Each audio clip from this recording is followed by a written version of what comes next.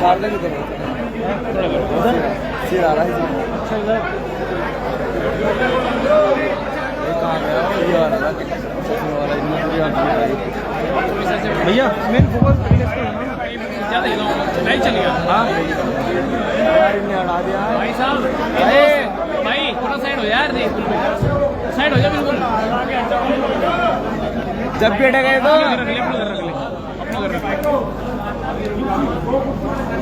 शुरू करें।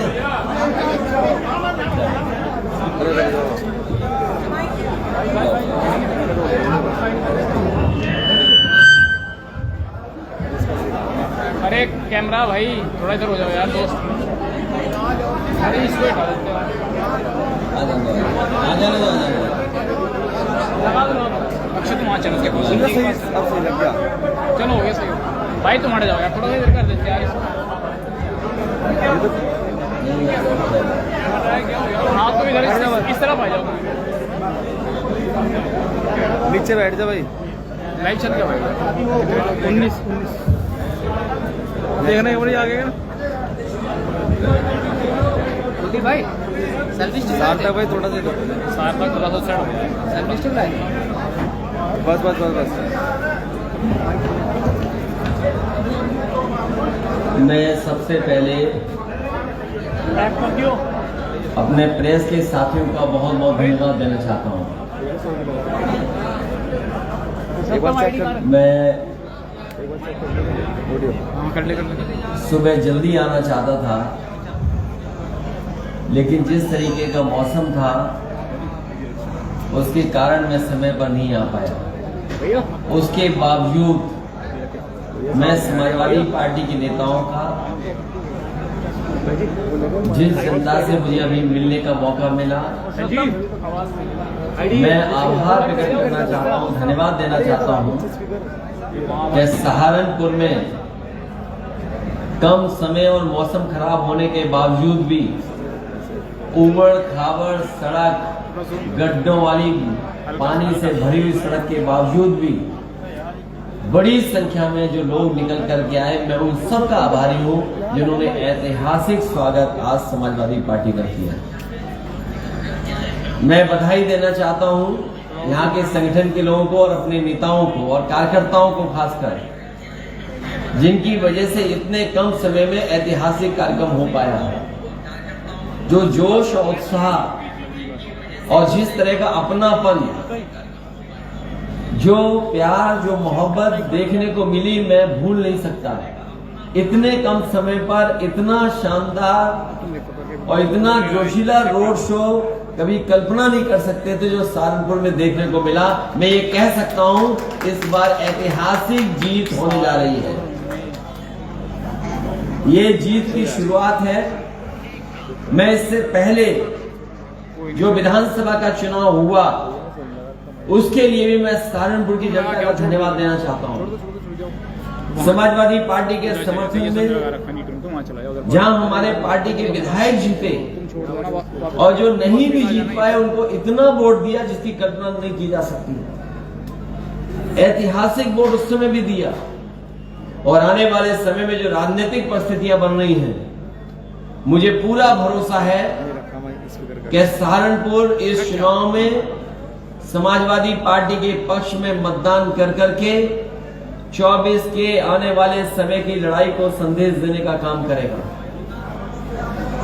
ये चुनाव अर्बन बॉडीज का है, जहां नगरपालिका, महापौर, नगर पंचायत का अपनी अपनी जगह चेयरमैन, अध्यक्ष या मेयर चुनने का चुनाव है। मैं देख रहा हूं, जहां भी जा रहा हूं, जहां अगर भारतीय जनता पार्टी का मेयर रहा है, नगरपालिका अध्यक्ष रहा है, तो उसने शहर को बर्बाद कर दिया है। कल ही मैं लखनऊ में कार्यक्रम कर रहा था, मेट्रो से लेकर के, रिवर फ्रंट से लेकर के, और जो समाजवादी सरकार में अर्बन इंफ्रास्ट्रक्चर दिया था उसको देख करके, और जितना समाजवादियों ने काम किया उसके आगे ये सरकार काम नहीं बढ़ा पाई। वो भी एक स्मार्ट सिटी थी। जब लखनऊ राजधानी स्मार्ट सिटी में कोई काम ना हुआ हो, उससे पहले मैं गोरखपुर गया था, हमारे मुख्यमंत्री जी यहाँ भी आए थे, न जाने कौन सी बातें कह के गए। सरकार बनने के बाद उन्होंने कहा था कि गोरखपुर में मेट्रो चलेगी। इस बारिश में भी आइए, आइए पवार साहब आइए। मैं बधाई देता हूं चंद्रशेखर जी को कि जो हमारे साथ जुड़ गए हैं।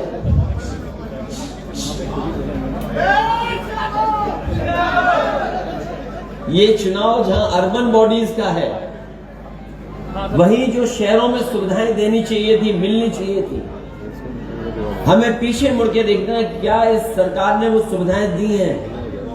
ये स्मार्ट सिटी है, केवल नाम के लिए स्मार्ट सिटी है। क्या कूड़ा का निस्तारण ठीक हुआ? क्या नालियां नाले ठीक हो गए? क्या बिजली का इंतजाम जो होना था वो ठीक हुआ? और स्मार्ट सिटी ये भी तय करता है कि वहां पर शिक्षा की व्यवस्था, स्वास्थ्य की व्यवस्था अच्छी होगी। सहारनपुर के लोगों को बताओ आपकी शिक्षा की व्यवस्था कितनी बेहतर हुई। ये वही बीजेपी के लोग हैं जिन्होंने सरकार बनने के बाद कहा कि हम सस्ती शिक्षा दिलवाएंगे। आज शिक्षा का स्तर क्या है और कितनी महंगी है। स्वास्थ्य सेवाएं जहां ठप है, मुझे याद है आशु मलिक नेताजी के साथ और बहुत यहाँ के जिम्मेदार और देवबंद के बहुत ही सम्मानित प्रतिष्ठित मौलाना अरशद गंदी साहब भी थे उस कार्यक्रम में, जिस कार्यक्रम में यहाँ पर मेडिकल कॉलेज दिया गया था। क्या मेडिकल कॉलेज को जो सुविधाएं, जो बजट, जो असिस्टेंट प्रोफेसर, एडिशनल प्रोफेसर होने चाहिए, पूरे हो पाए कि नहीं हो पाए? क्या ऑपरेशन हो रहा है, दवाइयां मिल रही हैं? क्या स्मार्ट सिटी का हिस्सा वो नहीं है? लोगों को आने जाने के लिए क्या पब्लिक ट्रांसपोर्ट सिस्टम कुछ सहारनपुर में मिला है कि नहीं मिला है? ये तमाम इन चीजों के चुनाव हैं। लेकिन हमारे मुख्यमंत्री जी क्या कहते गए हैं? वो तारीख पत्रकार साथी ज्यादा बेहतर समझेंगे। मुख्यमंत्री जी के आने से पहले तमंचा बनाने वाले पकड़े गए कि उनके बाद पकड़े गए? मैंने अखबार पढ़ा है। अब कम से कम सरकार सूची वो देगी कि कहां कहां सप्लाई चल रहा था। कहीं ऐसा तो नहीं बीजेपी के लोग इसमें शामिल रहे हो? और मुख्यमंत्री से कोई सवाल पूछो, सड़क में गड्ढे क्यों? उनका जवाब आप जानते हो। उनसे पूछिए कि आपने कूड़े का निस्तारण किया? जवाब आप जानते हो। क्या ट्रैफिक का इंतजाम आपने बेहतर किया? ट्रैफिक का इंतजाम तो पूरा सांडों के हवाले कर दिया, जानवरों के हवाले कर दिया। कोई बड़ा शहर और बड़े शहर की सड़क नहीं बची जहां पर ट्रैफिक का इंतजाम जानवर न देख रहे हो। और जो लोग दावा करते हैं, बड़े बड़े दावा किए, आज उनसे पूछना चाहिए कि बेरोजगारी किस स्तर पर है। सरकार कहती है कि 100 में केवल 4 बेरोजगार हैं। इनकी बात का कौन भरोसा मानेगा? ये अपनी जीडीपी न जाने कहां दिखा रहे हैं। आखिरकार जीडीपी $1 ट्रिलियन इकोनॉमी का एक सपना बता रहे हैं। क्या $1 ट्रिलियन इकोनॉमी में सहारनपुर का हिस्सा है? क्या यहाँ के लकड़ी के कारोबार के लिए कुछ हिस्सा है? 33 लाख करोड़ का जो एमओयू किया, क्या सहारनपुर में कोई उद्योग के लिए एमओयू हुआ? या जिनसे एमओयू किया वो क्या उद्योग लगाने जा रहे हैं, कारखाने लगाने जा रहे हैं? मुझे खुशी इस बात की कि सहारनपुर के यहाँ के कारोबारी, यहाँ के कारीगर, यहाँ के मजदूर अपनी मेहनत से, अपनी सूझबूझ से और अपनी काबिलियत से, अपने टैलेंट से यहाँ के कारोबार को जिंदा रख करके न केवल भारत में बल्कि दुनिया में अपनी पहचान बना रहे हैं। उनको क्या सुविधाएं दी मजदूर को, ये बड़ा सवाल है। इसलिए इस मौके पर मैं आपके माध्यम से सहारनपुर में जहां कहीं भी समाजवादी पार्टी के और गठबंधन के लोग लड़ रहे हैं, उनकी मदद करें। एक एक वोट गठबंधन के साथ डाल करके वहां के प्रत्याशियों को जिताने का काम करें। यही अपील मैं आप लोगों के बीच से, जनता से करने आया हूं।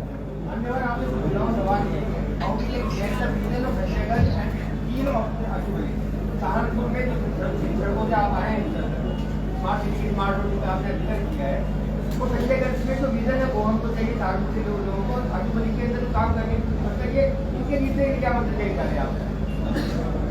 जो स्मार्ट सिटी है केवल नाम के लिए है। स्मार्ट सिटी में मानक क्या है और किन मानकों पे काम होगा। पब्लिक ट्रांसपोर्ट बेहतर हो, सड़कें अच्छी हो, ट्रैफिक जाम न लगे, स्वास्थ्य सेवाएं बेहतर हो, शिक्षा व्यवस्था बेहतर हो, बिजली बिना रुके आए, बिजली की दरें कम हो, महंगाई पे नियंत्रण हो, ये तमाम काम स्मार्ट सिटी में होने हैं। लेकिन मुझे ये जानना है जनता से और सरकार से, क्या जनता को सुविधा मिली? क्या सरकार ने वो सुविधाएं दी जो अरबों रुपया आया स्मार्ट सिटी के नाम पर? उस पैसे की लूट हुई, बर्बादी हुई, भ्रष्टाचार के चढ़ गया पैसा। मुझे खुशी इस बात की कि संजय गर्ग अच्छा काम कर रहे थे, उन्हें मौका मिलता और साथियों को मौका मिलता, सरकार समाजवादियों की होती तो विकास दूसरी तरीके से दिखाई देता। मैं ये चाहता हूँ एक बार चंद्रशेखर जी बोल रहे, फिर आप सवाल आप ये बताइए जो घोषणा पत्र नेताजी ने जिस तरह से मुसलमानों के इश्यूज पे लिया और बिल्कुल स्ट्रॉन्ग स्टैंड आप पर आरोप है कि आप वो स्टैंड नहीं ले पा रहे। ये आरोप वही लगा रहे हैं जो बीजेपी से मिले हुए हैं। अखिलेश जी, ये आरोप वो लोग लगा रहे हैं और मैं अपने साथी से बताना चाहता हूँ, बहुजन समाज पार्टी से बहुत सावधान रहना, वो अंदर ही अंदर हाथ मिलाए हुए बीजेपी से। अखिलेश जी, निकाय चुनाव के अंदर बीजेपी ने अभी जो लखनऊ से अपना घोषणा पत्र जारी किया है उसके अंदर कहा कि महिलाओं की रक्षा और अपराधियों का सफाया, ये इन्होंने घोषणा पत्र में कहा इस बार निकाय चुनाव में। देखिए, ये विषय निकाय चुनाव का नहीं है। मुख्यमंत्री जी से पूछिए कि आपने सॉलिड वेस्ट मैनेजमेंट के लिए क्या किया है, तो वो कहेंगे तमंचा। उनसे पूछिए कि आपने सीवर सिस्टम के लिए क्या किया है, बोला तमंचा। बोला आपने स्मार्ट सिटी के लिए क्या काम किया, बोला तमंचा। आपने ट्रैफिक इंतजाम या ट्रैफिक आसानी से शहर में घूम सके उसके लिए क्या किया, तो वो कहेंगे तमंचा। महंगाई कम, महंगाई क्यों है इतनी, बोलेंगे तमंचा। आप उनसे पूछिए कि आपने unemployment rate on the floor of house में कहा कि 4.2% है या 4.6% है, इसका मतलब 100 में केवल 4 बेरोजगार हैं। उनसे सवाल पूछो तो कहेंगे तमंचा। तो ऐसे मुख्यमंत्री से क्या उम्मीद करोगे? आपके बीच में आए, उनका भाषण मेरे पास है। क्या सहारनपुर में उन्होंने बताया कि डबल इंजन नहीं ट्रिपल इंजन था यहाँ पे उनका, अभी ट्रिपल इंजन मांग रहे हैं। क्या ये ट्रिपल इंजन मांग रहे हैं इसीलिए कि विकास को बर्बाद कर दे? ट्रिपल इंजन मांग रहे हैं। सरकार उनकी दिल्ली में, यूपी में सरकार उनकी है, सहारनपुर में उनके सब लोग थे। आखिरकार क्या दिया उन्होंने? सब बजट उनके पास। क्या आपको कोई अपनी योजना के बारे में बता के गए? और जहां तक महिलाओं की सुरक्षा का सवाल है, मैं गोरखपुर होकर के आया हूं। जिस दिन मैं गोरखपुर गया उससे एक दिन पहले वहां पर एक बेटी जो बिहार से बक्सर से आई थी, 3 लोगों ने उसको घर में रख करके उसके साथ बलात्कार किया। क्या जवाब है मुख्यमंत्री जी के पास? कल ही उस नौजवान की मौत हो गई जो मुख्यमंत्री आवास के सामने आत्मदाह किया। वो कह रहा था कि उसके विधायक ने उसको परेशान किया। अयोध्या में वहां एक पुजारी अपनी जान दे दिया, आत्महत्या, और कह करके कि चौकी के वहां पर लोगों ने मुझे परेशान किया और पैसे लेकर के जबरदस्ती। क्या पैसा नहीं मांग रहे थे चौकी इंचार्ज? क्या बलिया में लाइव आपने नहीं देखा कि एक व्यापारी सूदखोर से परेशान होकर के, और वो सूदखोर कौन थे? मुख्यमंत्री जी की पार्टी के लोग थे। उसकी जान चली गई, वो लाइव उसने जान दी व्यापारी ने। वहीं पर एक छात्र नेता जिसको पीट करके मार दी, उसकी जान ले ली बलिया में। क्या जवाब है मुख्यमंत्री जी के पास? कहते हैं लॉ एंड ऑर्डर बेहतर है। बताओ, एक मां बेटी जिंदा जला दी गई हो बुलडोजर चला करके। एक ब्राह्मण समाज के उसका पिता अपनी पत्नी को और अपनी बेटी को जलते देखते रहा और कोई मदद नहीं मिली। और जब उसका बेटा उससे पहले न्याय मांगने गया था तो पुलिस ने उस सर्दी में उसको नंगा कर दिया था। ये लॉ एंड ऑर्डर की बात करेंगे और फिर दूसरों को माफिया बताते हैं। अगर गोरखपुर की सूची हो निकाली जाती और मुख्यमंत्री जी ने अगर अपने मुकदमे वापस नहीं लेते तो उनकी इतनी बड़ी चार्जशीट होती थी, लंबी सी। क्या भूल गए हम सब लोग वो बातें? क्या मुख्यमंत्री जी ने मुकदमे नहीं वापस लिए? जो मुकदमे वापस लिए गए, क्या वो मुकदमे किस बात के थे? क्या समाजवादियों ने लगाए थे मुकदमे उनके ऊपर? इसे केवल समाज में नफरत फैलाने के लिए, समाज में हिंदू मुस्लिम कराने के लिए ये जानबूझ करके कर रहे हैं। हमारे एक साथी ने यहां से सवाल पूछा था। हम समाजवादियों की लड़ाई बहुत मुश्किल लड़ाई है, क्योंकि हमें सबका जवाब देना है।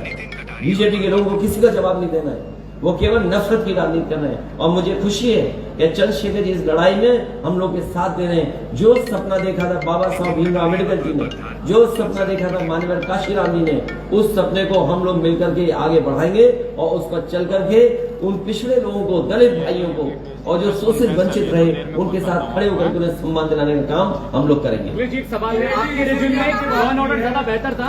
अखिलेश जी, आप कह रहे हैं कि मौजूदा सरकार की जो लॉ एंड ऑर्डर स्थिति है वो खराब है, आपके वक्त में ज्यादा बेहतर थी। पत्रकार साथी, आप सच दिखा दो, अगर जेल ना चले जाओ तो कहना मुझसे आप जवाब दीजिए। तो मैं कह रहा हूं, मैं ये कहता हूं, आज आप चैनल पे चलाइए कि स्मार्ट सिटी के नाम पर यहाँ पर गड्ढे, पानी भरा, लूट हुई है, और अगर आपके ऊपर एफआईआर ना हो जाए तो कहिएगा।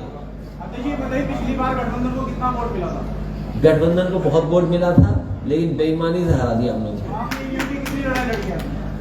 देखिए, आप उलझाओ मत इस लड़ाई में। जो व्यवस्था है उसी से हरा करके ईवीएम हटाएंगे।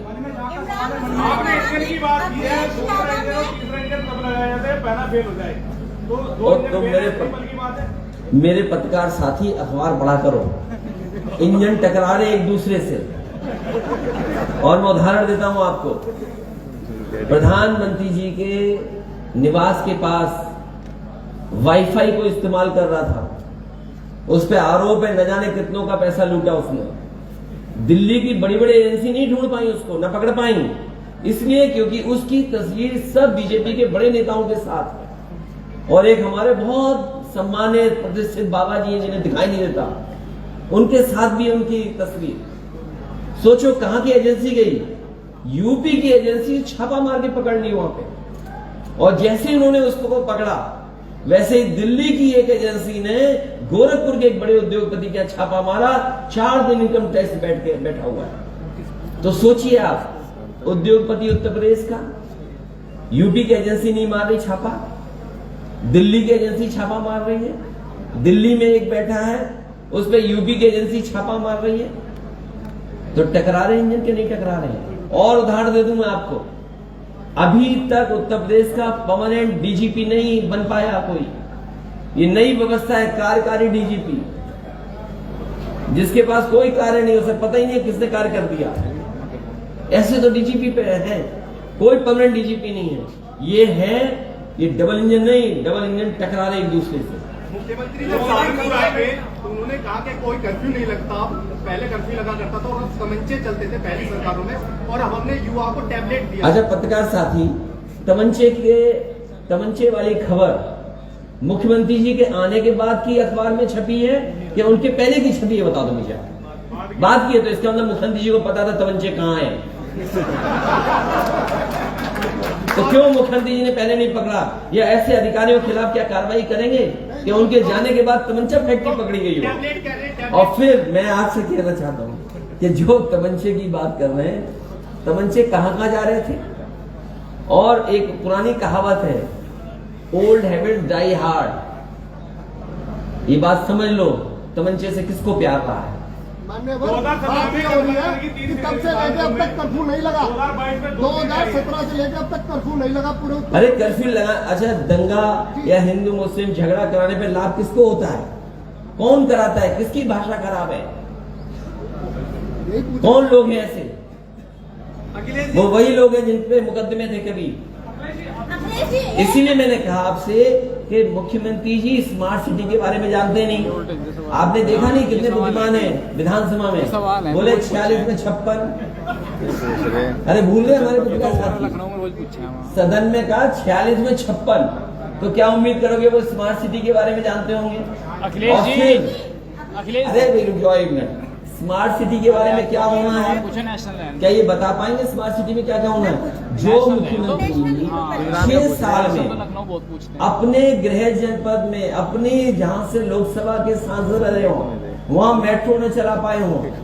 अभी जब बारिश आएगी तो गोरखपुर के लोग मेट्रो में नहीं चलेंगे, नाव में चलेंगे। देखना अखिलेश जी, मेरा सवाल है, अखिलेश जी मेरा अखिलेश जी यादव ने बड़े मुस्लिम नेता हैं, उन सभी को बर्बाद कर दिया। उन्होंने अपना लाइव देखो भाई, ऐसा है, यहाँ जितने लोग बैठे हैं हमारे पुराने साथी हैं। बहुजन समाज पार्टी का लक्ष्य बीजेपी हराना नहीं है। बहुजन समाज पार्टी का लक्ष्य है कि समाजवादी पार्टी आगे न बढ़ जाए। क्या ये बात आपको नहीं पता? समाजवादियों से अलायंस न होता तो शून्य होती बहुजन समाज पार्टी। मैं धन्यवाद देता हूं यहाँ की जनता को। जब मैं देवबंद में आया था, मुझे खुशी इस बात की, वो ऐतिहासिक कार्यक्रम हुआ था, वो गठबंधन का कार्यक्रम था। यहाँ की जनता ने उस समय सेकुलर चीजों के लिए, डेमोक्रेसी बचाने के लिए और संविधान बचाने के लिए वोट दिया था। मुझे खुशी इस बात की कि उन्होंने उस समय मदद की, जिसमें बहुजन समाज पार्टी का खाता भी खुला। अभी अकेले लड़े थे, कितने थे विधायक उनके? विधायक को पता होगा कितने हैं उनके। अखिलेश जी, सवाल ताकत से है सर, सवाल ये है कि इमरान मसूद ने कहा है कि मुस्लिम और दलित समीकरण मिलकर जो है उत्तर प्रदेश में बहन जी को मुख्यमंत्री बनाने वाले हैं। इन नेताओं से बड़े वो नेता है क्या? ये देखो, इनके बेटे एमएलसी हो गए। सर, इसका भी दर्द है उन्हें। ये सर, आपने एमएलसी नहीं बनाया, इस बात की भी दिक्कत है। अब किस दल में हो सर? आपका तो उन्होंने मेरे को कहा कि आप तो एजेंट है समाजवादी। आज सुन लीजिए सर सवाल देखिए, आप चंद्रशेखर भी आगे, चंद्रशेखर से भी छोटे नेता जिनके बारे में बात कर रहे हैं। सर, सवाल तो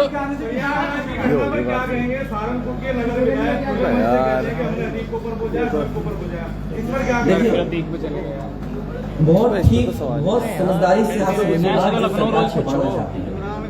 हाँ, मैं पूछ रहा हूँ, जो गवाह की हत्या हुई, गवाह की हत्या में हमारे पुलिस फोर्स के 2 सिक्योरिटी अफसर शहीद हुए, सिपाही शहीद हुए, 2 गनर शहीद हुए। जो सिक्योरिटी में मौजूद थे वो 2 शहीद हुए। सरकार ने ही सिक्योरिटी दी थी उन्हें। और बाद में जो घटना हुई, जिन पे आरोप था, उन पे भी पुलिस सिक्योरिटी थी। आप सब लाइव देखते थे, हम सब ने लाइव देखा है। बताओ कितनी सिक्योरिटी होती थी? और जिस दिन की घटना है, बता सिक्योरिटी क्यों नहीं थी? तो आखिरकार सिक्योरिटी न रहना, सिक्योरिटी रहना किसकी जिम्मेदारी थी? सरकार कैसे अपने आप को पीछे कर सकती है? ये सरकार की वजह से घटनाएं हुई हैं और सरकार ने घटनाएं कराई। भाई टाइम वेस्ट मत करो यार उनका। क्या प्रयागराज में होता था? पापाचार होता था, अत्याचार होता था, अब नहीं होता है यूपी की धरती पर। क्या कहेंगे? आप ये बताइए, किसी भी मुख्यमंत्री, उत्तर प्रदेश में इतने मुख्यमंत्री रहे हैं, अभी तक सबसे ज्यादा आत्मदाह किसी मुख्यमंत्री के आवास के सामने हुए हैं तो यही मुख्यमंत्री है। अभी एक मर गया बेचारा, न्याय मांगते हुए मर गया। उनके विधायक पे आरोप है कि विधायक ने उसके साथ अन्याय किया। मैं चंद्रशेखर जी से कहूंगा कि पहले वो बात रखें। सर मेरा एक सवाल है। अखिलेश जी, मेरा सवाल है, थोड़ा भैया रुक जाओ यार। नेशनल वो लखनऊ रोज पूछते हैं।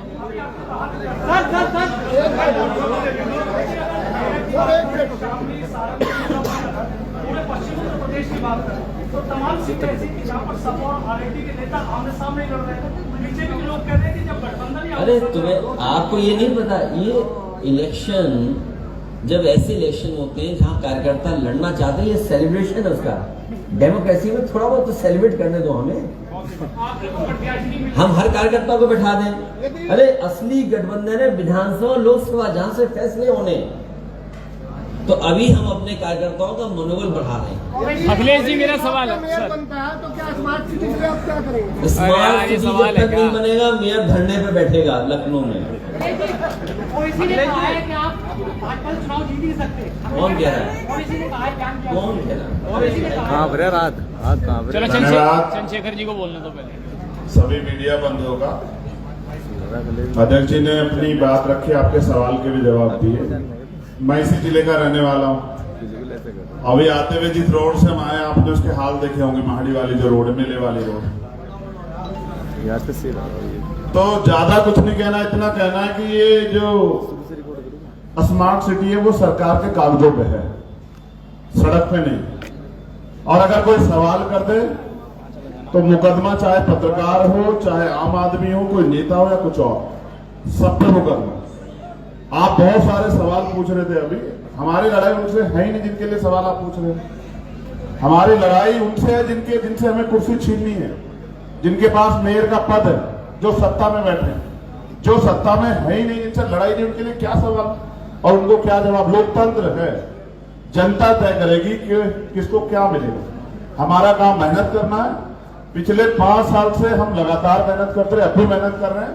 सरकार गठबंधन चुनाव के बाद 2022 के बाद नेता घर बैठ के जिनको चुनाव लड़ना था, फिर से अम्बेडकरवादी समाजवादी सड़कों पे है, लड़ाई लड़ रहे कि अन्याय होता जाता है। आपने अतीक अशरफ की बात की, आकाश की बात नहीं की आपने, कि आगरा में मध्य प्रदेश के आकाश गुजर को पुलिस इनकाउंटर में मार देती है। पुलिस के लोग खुद अधिकारी कर्मचारी घूस में पकड़े जा रहे हैं। तो हालात खराब है, इसको बचाने की जिम्मेदारी जितनी हमारी उतनी लोकतंत्र के चौथे स्तंभ की भी है। तो हम अपनी जिम्मेदारी अदा कर रहे हैं, आप भी अपनी जिम्मेदारी अदा करें। हमारा प्रयास रहेगा कि जनता गठबंधन के पक्ष में समर्थन दे, उसके लिए हम लगातार मेहनत कर रहे हैं, आगे भी मेहनत करते रहेंगे। हमारे तमाम नेता फील्ड में हैं, काम कर रहे हैं। चुनाव खत्म हो जाएगा, फिर भी आपको अम्बेडकरवादी समाजवादी मिलेंगे सड़कों पे, बाकी लोग मिलेंगे घरों में। और किसी को गाली देने से, आरोप लगाने से कुछ नहीं होगा। जनता सब जानती है कि किसके राज में क्या हुआ, किसके राज में क्या हो रहा है। बस ये है कि अभी लोगों के लव सिले हुए हैं, होठ सिले हुए हैं, क्योंकि कलम और कागजों पे पहरा लग गया है सरकार। कोई बोलेगा तो गोली से बात हो, गोली से काम थोड़ा चलेगा। और अभी तानाशाही नहीं देखी आपने, अब तो हम इनसे और लड़ेंगे कल और आज। जिनकी बात कर रहे हैं उनको छोड़ो, हम लड़ेंगे 2 दिन। हमारे कार्यकर्ता मुकदमे होंगे, लाठियां चलेंगी, जेल जाएंगे, आप देखना। पूरे प्रदेश में होगा ये, सिर्फ यही नहीं, ऐसा रामपुर के चुनाव में भी हुआ। तो हमें लड़ना, आप बस आवाज उठाते रहे, सत्य दिखाते रहे, देखिए क्या परिणाम होते हैं। और परिणाम, जनता के परिणाम हमेशा अच्छे लोगों के फर्क की तरफ जाते हैं। और अच्छे लोग ये कह रहे हैं कि भारतीय जनता पार्टी की ट्रिपल इंजन की सरकार अब तक थी, ट्रिपल इंजन से 1 इंजन इस बार अभी कम करेंगे, और बाकी 2 इंजनों की व्यवस्था 2024 और 27 में हम लोग करेंगे। धन्यवाद। चंद्रशेखर जी, मेरा आपसे, चंद्रशेखर जी, शुरुआत आपकी गठबंधन की, वो पश्चिमी उत्तर प्रदेश तो ये काम है। में रहने वाली आगे चलकर देखो रिजल्ट देखा नहीं देखा आपने भाई, 2 बार से हारी, फिर जीते नहीं जीते। और सरकार ने पूरा दम भी लगाया। उपचुनाव तो सरकार का ही होता है ना, फिर भी हमने मेहनत की। तो हम यही कह रहे हैं, आज भी हम मेहनत कर रहे हैं और आगे भी मेहनत करते रहेंगे। जनता को वोट करना है, लोकतंत्र है, जनता में शक्ति है। बाबा साहब अम्बेडकर ने जो वोट का अधिकार दिया है, मैं तो सहारनपुर वासियों से कहूंगा उसका प्रयोग करें, उत्तर प्रदेश के वासी, और जवाब दो उन शक्तियों को जो लोकतंत्र में आस्था नहीं रखती, संविधान में आस्था नहीं रखती, और कमजोर शोषित को लूटने में लगी है। महंगाई बेरोजगारी पर सवाल नहीं करेंगे आप लोग भी, ये अच्छा नहीं है। आप नौजवानों के जो सुसाइड हो रहे उस पर सवाल नहीं करेंगे। पेपर भरते जो लीक हो रही है उस पर भी सवाल करना चाहिए कि कहाँ कानून व्यवस्था है। कुछ नहीं है, बस अंधकार है। दिवा जलाने के लिए हम लोग निकले हैं, और इस बार ये दिया रोशनी देगा सहारनपुर में भी, उत्तर प्रदेश में। चंद्रशेखर जी, जिस समाज से आप आते हैं उसको ये माना जा रहा है कि अभी चंद्रशेखर जी के साथ तो समाज नहीं जुड़ा, अभी भी वो हाथी पर ही डिपेंड है। आप नहीं कर रहे हैं सर, सवाल का जवाब। नहीं, देखो कोई दिन काम एक रात में नहीं होता है। परिवर्तन ओवरनाइट प्रोग्राम नहीं है मेरे भाई। हम मेहनत कर रहे हैं और जगह बना रहे हैं। आप तो जानते हो ना, मैं तो एक गाँव से उठ के आया हूँ, मेहनत करके आया हूँ। मैं नेताजी को और माननीय काशीराम साहब को आदर्श मानता हूँ। वो एक गरीब के बेटे जब खुद को साबित कर सकते हैं, आप घबराओ मत, मैं जवाब दूंगा समय आने पर। अभी नहीं कह रहा हूँ ना, अभी तो राजनीति 3 साल की, अभी देखो जवाब दूंगा। यही से आप लोग के बीच से निकल गया, सारे पत्रकार भाइयों को जानता हूँ। यही मोटरसाइकिल पे घुमाना, आपके बीच मेहनत करूंगा, आप विश्वास करो। अखिलेश जी, मेरे सवाल का जवाब। अखिलेश जी, मेरे हम दोनों सभी नेता जो बैठे हैं, नूर हसन मलिक यहाँ पर चुनाव लड़ रहे हैं, समाजवादी पार्टी के प्रत्याशी हैं, गठबंधन के प्रत्याशी हैं। इनको एक वोट दे करके आपके माध्यम से जनता से अपील कर रहे हैं हम लोग। साथ ही साथ हम लोग विकास काम इसी पे राजनीति करते हैं, समाज में कैसे आगे बढ़े चीजें। यहाँ के कारीगर जो लकड़ी से जुड़े हैं, जिनकी मेहनत से, जिनके टैलेंट से एक्सपोर्ट तक हो रहा है, सरकार को जितना सहयोग और मदद करनी चाहिए उतनी नहीं कर पाए, लेकिन उसके बावजूद भी जो मजदूर हैं उनके बच्चों की पढ़ाई, उनके स्वास्थ्य की कैसे मदद की जाए उस दिशा में काम करेंगे। वहीं इधर हाउसिंग का काम भी जो बहुत ज्यादा शुरू हुआ है।